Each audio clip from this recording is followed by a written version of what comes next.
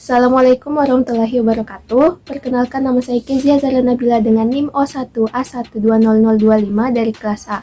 Pada kesempatan kali ini saya akan menjelaskan materi mengenai senyawa fenolik dan flavonoid. Senyawa fenolik dan flavonoid. Yang pertama, definisi.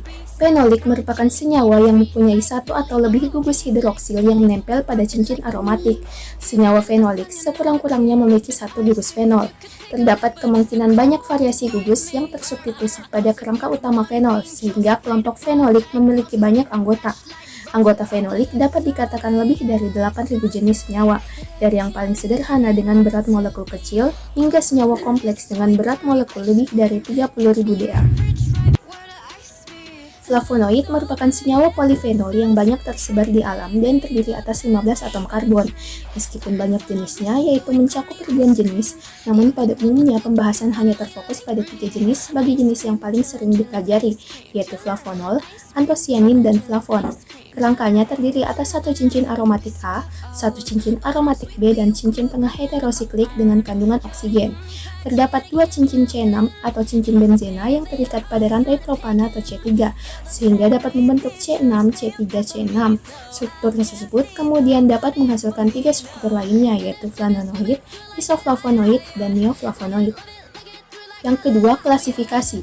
Dengan banyaknya senyawa yang tergolong senyawa fenolik, terdapat klasifikasi berdasarkan pada jumlah karbon molekul yang dilakukan oleh Garbon dan Simmons 1964 yang dapat dilihat pada tabel berikut.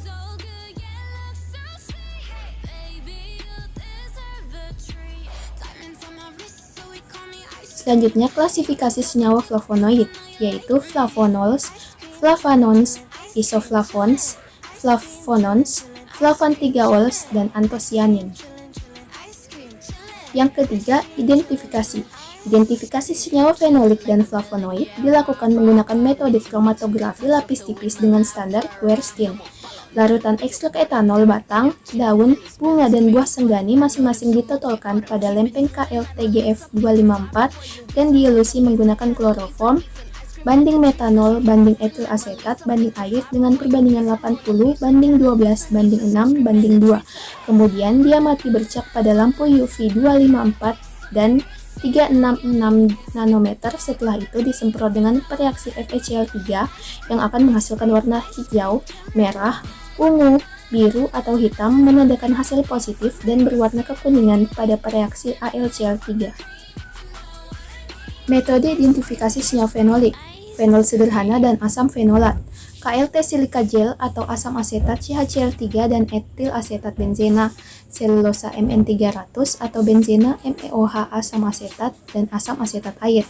Deteksi dengan UV dengan reaksi Volin-Kiokalte, reaksi Gibbs, uap NH3, vanilin HCl, GCMS, dan HPLC.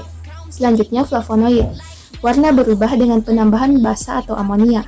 Diidentifikasi dengan KLT atau BAA HAC 5%, spektrofotometer UV vis sebagai reaksi geser. Yang keempat, proses biosintesis. Biosintesis senyawa fenolik sebagian besar terjadi di sitoplasma dan diawali melalui jalur sikimat. Jalur sikimat adalah jalur alternatif menuju senyawa aromatik, terutama L-fenilalanin, L-tirosina, dan L-triptofan. Jalur ini berlangsung dalam mikroorganisme dan tumbuhan, tetapi tidak berlangsung dalam hewan, sehingga asam amino aromatik termasuk ke dalam asam amino esensial. Jalur sikimat juga menyediakan alternatif rute ke senyawa aromatik, khususnya aromatik asam amino L-fenilalanin, L-tirosin, dan L-triptofan.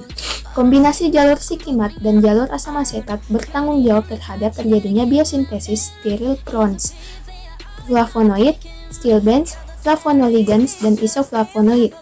Adapun metabolit sekunder yang disintesis melalui jalur asam sikimat diantaranya adalah senyawa-senyawa asam amino aromatik, flavonoid, flavonoligan, fenol, asam benzoik, lignan, lugnin, coumarin, tanin, asam amino benzoik, dan quinon.